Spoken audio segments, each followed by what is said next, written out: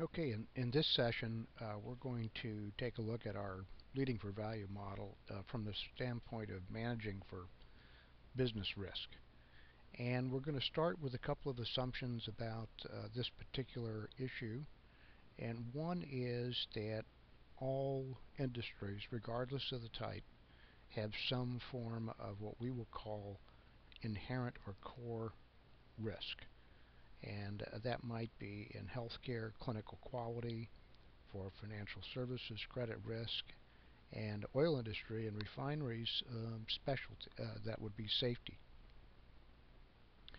If we all agree to that, we can take a look at the history of organizations and determine that, quite in fact, there are good case studies that will show how risk wasn't managed well, and as a consequence, what happens is the companies fail or have some significant problems. In years ago, Walt Disney Corporation, for example, didn't pay attention to their core risk, which has to do with providing good family entertainment. They tried to open up a park in France. It didn't work, and it cost the company about $27 billion.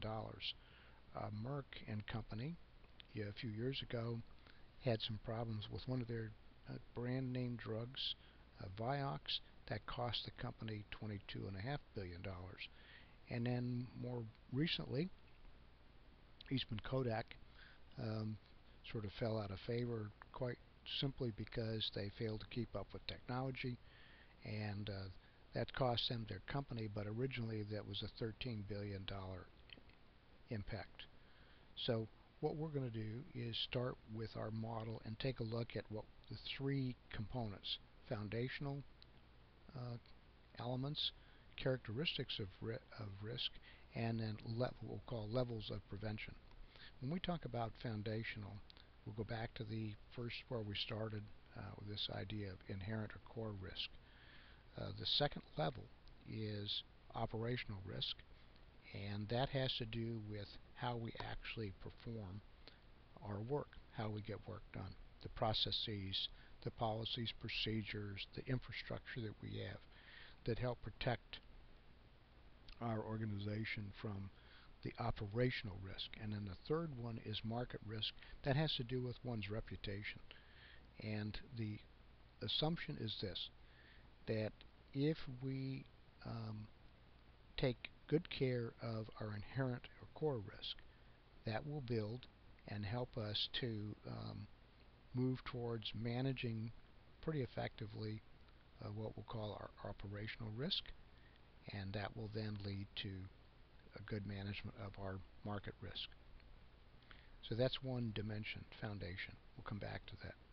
In terms of characteristics, risk has to do with how many times things happen. So if you're in the healthcare industry, that might be the number of every admissions that you have. It might have to do with lab tests. It could be any number of things. And in so doing, the first element that we're going to take a look at will be what we'll call high volume. The second one is high risk. And what we mean by that is that by its very nature, there is a risk associated with that particular procedure. And the last one, characteristic, is problem prone, meaning that, quite frankly, there are some things we know in healthcare, for example, or in the oil industry and doing turnarounds, that there's going to be problems associated with those elements. And so that has to do with what we'll call the characteristics of risk. The last area has to do with what we'll call levels of prevention. And this comes from some interesting work done in the healthcare industry, and it really addresses three areas: primary, secondary, and tertiary risk. We're going to go backwards, so reverse logic, if you will. We're going to start with tertiary risk. In healthcare, what we mean by tertiary risk is we already have active disease. It could be degenerative, it could be terminal, any number of things, and all we can really do is treat the symptoms. We really can't change the course of what the disease is going. Secondary risk has to do with early detection and treatment. We know, for example, in OBGYN, that there are opportunities that if we find high-risk pregnancies and deal with those effectively, we can prevent some of the tertiary problems. And the last one is primary. And this has to do with the genetics, the individuals who are at risk and how we manage them. We're going to stop there and go back and see if we have any questions. Before I do so, I'm going to put down an email address that if anybody has any questions, please send it to me.